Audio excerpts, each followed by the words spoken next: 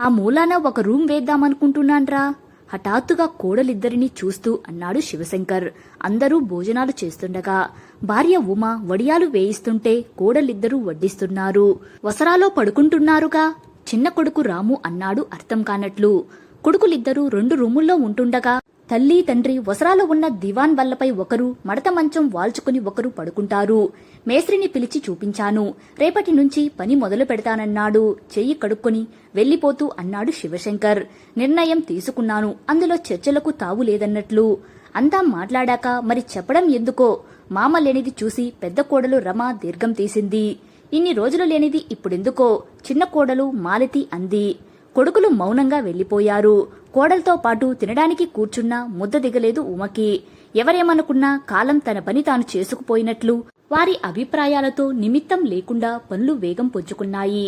నెల రోజుల్లో గది తయారైంది.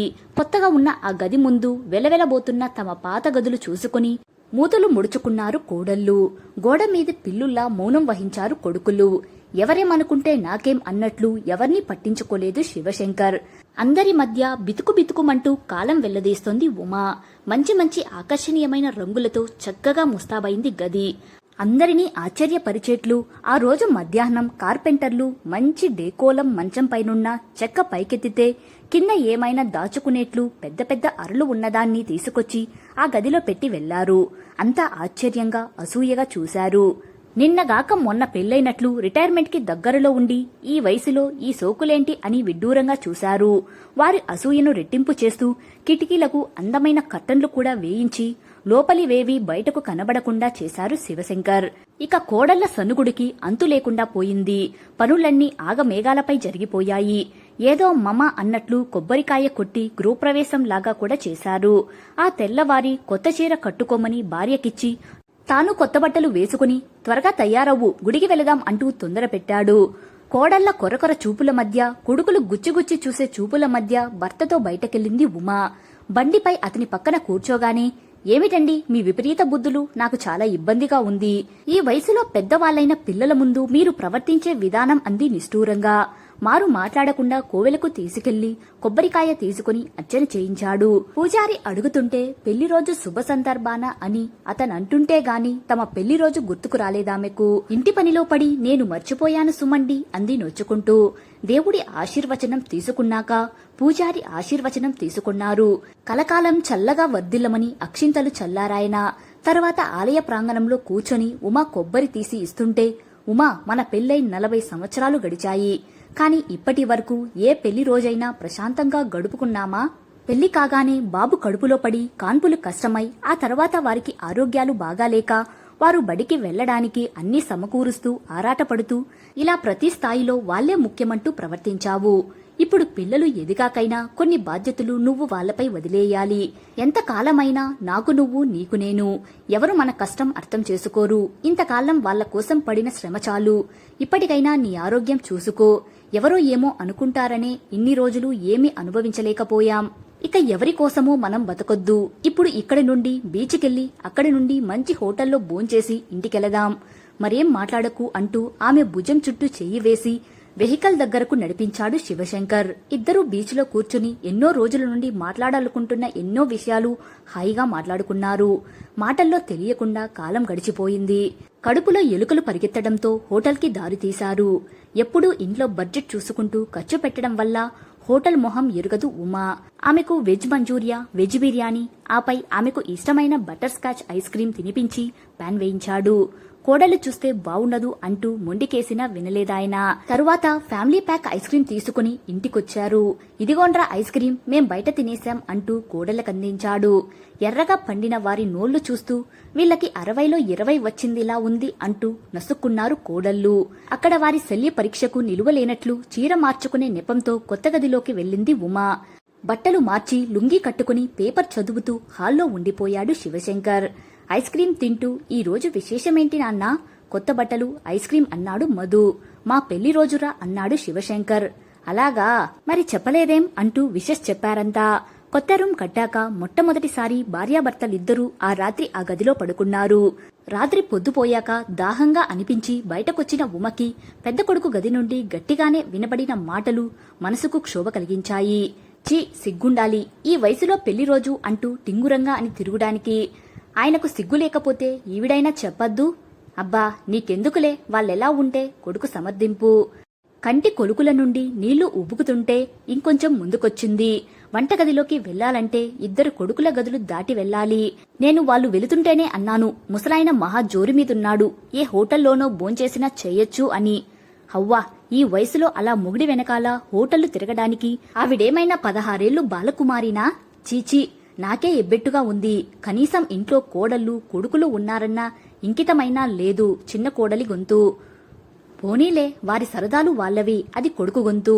ఇక మంచినీళ్లు వరకు వెళ్లే శక్తి లేనట్లు వెనుక్కొచ్చేసింది ఉమా. ఆగకుండా ఉబుకుతున్న కన్నీళ్లతో వస్తున్న భార్యను చూడగానే విశ్రాంతిగా పడుకున్న శివశంకర్ లేచి ఏమైందంటూ ఆమెను దగ్గరకు తీసుకున్నాడు. ఆ ఆసరా చాలదన్నట్లు అతన్ని పట్టుకుని బోరుమంది. ఉమా, నువ్వు ఇలా ప్రతి చిన్న విషయానికి మనసు పాడు చేసుకోవద్దు. మనమేమీ చెయ్యరాని పని చేయడం లేదు. నువ్వు నా భార్యవు కాదా? నా భార్యతో నేను నా గదిలో పడుకుంటే తప్పేంటి? విషయం గ్రహించి అనునయించాడాయన. ఇలా వారం గడిచింది. ఆ రోజు పొద్దుపోయి 8 గంటలైనా వారి గది తలుపులు తెరుచుకోలేదు. ఏమిటోనమ్మా, పొద్దెక్కి ఇంత టైమైనా ఇంకా కొంత దంపతుల్లాగా తలుపులు బిగించుకుని పడుకోవడం మా ఇంటా వంట లేదు, కోడలు రమ అంది. వాళ్ళు లేరు, వినడం లేదనేమో. ఏ వయసులో ఆ పెద్దరికం నిలుపుకోవాలి? మరి కొడుకులు ఇంట్లో తిరుగుతుంటారన్నైనా లేకుండా, సిగ్గు లేకుండా పొద్దుపోయిందాకా పడుకోవడం వీళ్ళకే చెల్లింది. చిన్న కోడలి మూతి విరుపు. అప్పుడే వంటింట్లోకి అడుగు పెడుతున్న ఉమకి కళ్ళ నుండి నీళ్లు జలజల రాలాయి. ఉమా, నువ్వెళ్ళి పడుకో, కాఫీ నేను తెస్తాను అన్నాడు శివశంకర్. ఉమా గిర్రున వెనుదిరిగి రూంలోకెళ్ళింది. చప్పున నోరు మూశారు కోడళ్ళు. కొడుకుల చూపులు కూడా ఈసడింపుగానే ఉన్నాయి. శివశంకర్ నోరు విప్పాడు. అమ్మకు రాత్రంతా జ్వరం, నిద్రపోలేదు. దానితో తెల్లవారి 4 గంటలకు నిద్రపట్టింది. ఎప్పుడూ పొద్దుటే లేచే అమ్మ ఇంతవరకు లేవలేదంటే పెద్ద వయసు ఏమి ఉంటుందో అని ఎవరైనా ఆలోచించారా? మాకంటూ ప్రత్యేకంగా ఒక గది, మంచం చేయించుకున్నందుకే అదేదో వింతగా చూసి రకరకాల కామెంట్లు చేశారే. ఏం కట్టించుకోకూడదా? పెళ్లైన దగ్గర్నుంచి ఎప్పుడూ ఇంట్లో అమ్మ, నాన్న, చెల్లెళ్ళు, మరదళ్ళు అని అందరితో కలిసి ఉమ్మడి కుటుంబంలో గుట్టుగా బతికాము. మీరిద్దరూ పుట్టాక అమ్మకు ఆరోగ్యం చాలా పాడైంది. బతుకుతుందో లేదో అన్నారు. అది కష్టం మీద గండం గడిచింది. తరువాత కూడా ఇంట్లో పక్షవాతం వచ్చి మంచాన పడిన అమ్మ తన మాటే చెల్లాలని దర్పం కనబరిచే నాన్నను సంతృప్తి పరుస్తూ చెల్లెళ్ల పెళ్లిళ్లు చేసి మీ ఆలనా పాలన, చదువులు చూడడంలో క్షణం తీరిక లేకుండా గడిచిపోయింది. అమ్మ ఎప్పుడూ తన ఆరోగ్యం గురించి చూసుకోలేదు. ఈ మధ్య దాదాపు 4 నెలలుగా చూస్తున్నా కాళ్ళు లాగుతున్నాయని, చేతులు లాగుతున్నాయని బాధపడుతుంది. వసరాలో మంచం వేస్తే పొద్దుటి నుంచి పనిచేసి అలా పడుకొని తన కాళ్ళు తనే ఒత్తుకుంటూ ఉండేది. ఏ మధ్యాహ్నమో కాసేపు కునుకు తీయాలనుకుంటే ఇంటికి ఎవరో ఒకరు రావడం, వారి ముందు పడుకోలేక విశ్రాంతి తీసుకోలేక అలసిపోతుంది. నాకు ఆమె కాళ్ళు పట్టాలని ఉన్నా హాల్లో అలా పడితే ఎవరు చూసినా బావుండదని ఏమీ చేయలేక ఊరుకునేవాణ్ణి. నేను వయసులో పురుషాహంకారంతో అంతో ఇంతో వేధించిన వాణ్ణే.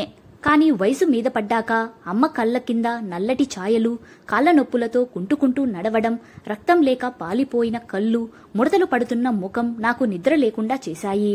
అమ్మకు ఎప్పటి నుండో విడిగా ఒక గది తన అభిరుచి మేరకు ఉండాలని కోరిక. ఇప్పటి వరకు ఆ కోరిక తీర్చలేదు. ఇక జీవిత చర్మాంకానికి వచ్చాము. ఇప్పుడైనా తీర్చలేకపోతే ఎలా? ఇటీవల నా ఫ్రెండ్ కలిశాడు. అతని భార్య చనిపోయిందని చెబుతూ ఆమెకు గుండె జబ్బు ఉందని 4 సంవత్సరాల ముందే తెలిసినా రోజువారీ పనులు ఒత్తిళ్లతో తను పట్టించుకోలేదని, మనం ఆలస్యం చేసినా కాలం ఆలస్యం చెయ్యదని, అందుకే తన నిర్లక్ష్యం వల్లే భార్య తన్ను విడిచిపోయిందని బాగా ఏడ్చాడు. అంతకు ముందు భార్య ఉండగా రాజాగా ఉండే అతను తనపై తనకే ధ్యాస లేక బికారిలా అయ్యాడు. ఆ సంఘటన నా మనసును కలిచివేసింది.